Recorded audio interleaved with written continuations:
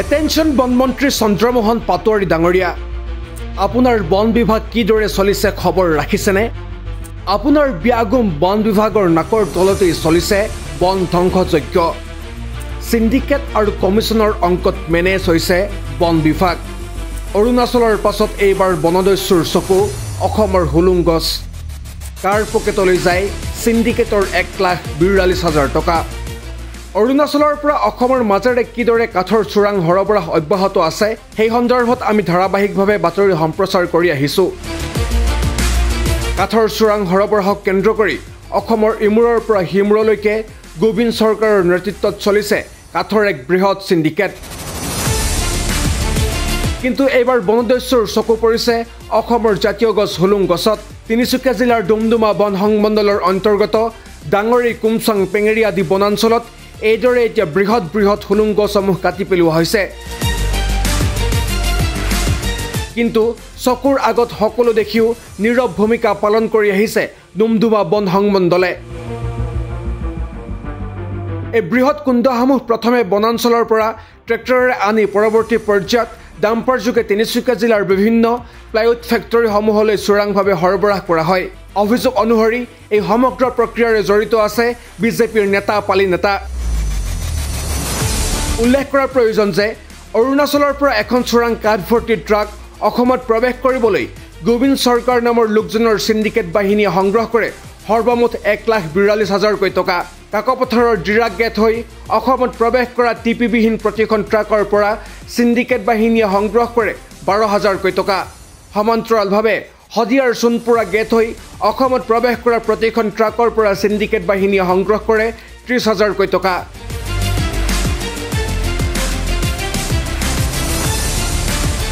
ইয়াৰ বিপৰীতে প্ৰতিখন নথিবিহীন কাঠ ভৰ্তি ট্ৰাক তিনিচুকীয়াৰ পৰা অসমৰ বিভিন্ন স্থানলৈ বিশেষকৈ নগাঁও গুৱাহাটী আদি স্থানলৈ নিবলৈ হ'লে সিন্ডিকেট বাহিনীয়ে লয় 1 লাখ টকা অৰ্থাৎ সৰ্বমুঠ 1,42,000 টকা একোখন ট্ৰাকৰ পৰা গোবিন্দ চৰকাৰৰ সিন্ডিকেট গেঙে সংগ্ৰহ কৰে আৰু সিন্ডিকেটৰ এই ধন যায় দিছপুৰৰ একাংশ নেতা পালি নেতাৰ হাতলৈ ফলশ্ৰুতিত এতিয়া ৰাজ্য চৰকাৰে ব্যাপক ৰাজহ লোকচানৰ সন্মুখীন হ'ব লগা হৈছে প্ৰতিক্ৰিয়া প্ৰকাশ কৰিছে ছাত্ৰ মুক্তি সংগ্ৰাম সমিতিয়ে এই গোটেই বনাঞ্চল ধ্বংসযজ্ঞ আৰত বন বিভাগৰ একদম আশীৰ্বাদ কোনোবাখিনি জড়িত আছে আপোনালোকে জানে যে এই ধৰণৰ গুট ওখ হুলুং গছবিলাক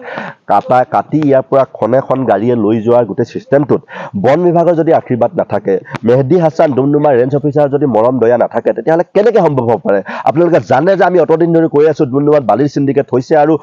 প্ৰেমলাল প্ৰসাদৰ নেতৃত্বত গোটেই কাৰবাৰটো হৈছিল বুলি আমি কৈ আছিলোঁ বাৰে বাৰে কৈ আছিলোঁ অভিযোগবিলাক দি আছিলোঁ তেওঁৰ ঘাট কোনোবা এটা বন্ধ কৰি দিছে ঠিক আছে কোনোবা এখিনি এটা পৰ্যায়ত তেওঁলোকে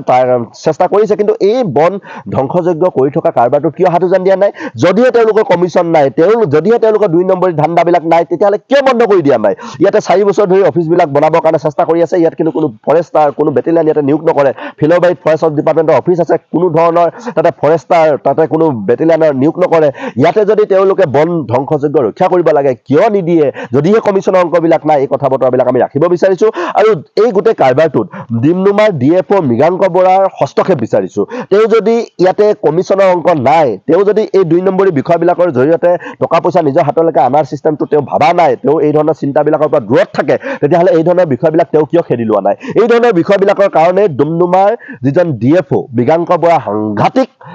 দুৰ্নাম হৈছে বদনাম হৈছে তেওঁ এজন খুব ভাল সম্ভ্ৰান্ত ঘৰৰ ল'ৰা তেওঁৰ মাক দেউতাক অন্ততঃ প্ৰফেচাৰ কলেজ এখনত জড়িত হৈ থকা লোক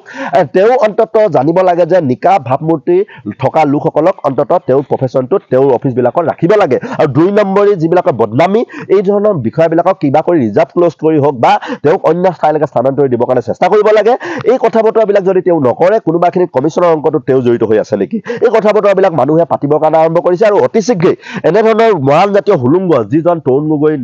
আজি তাৰিখত নাই তেওঁ সময়তে ঘোষিত হুলুং গছবিলাক কাটি ধ্বংসযজ্ঞ কৰিছে অলপতে 12,000 কৰি আমাৰ পেঙেৰি ৰেঞ্জ অফিচাৰে তুলি তালি ডাঙৰ দীঘল কৰা পুলি ইয়াতে ধ্বংসযজ্ঞ কৰিছে ইমানৰ পিছত তেখেতক ইয়াতে কিয় ৰাখিছে কাছিজান বনাঞ্চল আজি শেষ হৈ যাবলৈ উপক্ৰম হৈছিল ইয়াতে আপোনালোকে জানে কাকজান বনাঞ্চল শেষ হৈ যাবলৈ হৈছে ইয়াতে দুৱাৰমৰা বনাঞ্চল উঠি পৰি লাগিছে দুষ্ট চক্ৰই ইমানৰ পিছত কিয় এই মেহেদী হাছানক ডুমডুমা ৰেঞ্জ অফিচত ৰাখিছে যদিহে কমিশ্যনৰ অংক নাই আৰু যদি কমিশ্যনৰ অংক নাই তেতিয়াহ'লে অতি শীঘ্ৰে তেওঁ ইয়াৰ পৰা খেদাৰ ব্যৱস্থাটো কৰিব লাগে বুলি আমি দাবী উত্থাপন কৰিছোঁ মাননীয় বনমন্ত্ৰী ডাঙৰীয়া এই অভিযোগসমূহৰ তদন্ত কেতিয়া হ'ব অথবা অসম চৰকাৰৰ তদন্ত কৰাৰ সাহস হ'বনে শিপাবিহীন গছপুলি ৰোপণেৰে বিশ্ব ৰেকৰ্ড গঢ়া অসম চৰকাৰে যে সকলো কেৱল চমক সৃষ্টিৰ বাবেহে কৰে সেয়া আজিৰ তাৰিখত স্পষ্ট এফালে ডিঙিৰ হিৰ ফুলাই ফুলাই প্ৰকৃতি সুৰক্ষাৰ শ্লোগান আনফালে প্ৰকৃতিৰ অবধ ধ্বংসযজ্ঞৰে পকেট গৰম কৰাৰ দুৰ্বাৰ বাসনা এইদৰে এতিয়া ঋণগ্ৰস্ত হিমন্ত চৰকাৰে ৰাজ্যৰ উন্নয়নৰ সপোন দেখিছে ব্যুৰ' ৰিপৰ্ট আপডেট নাও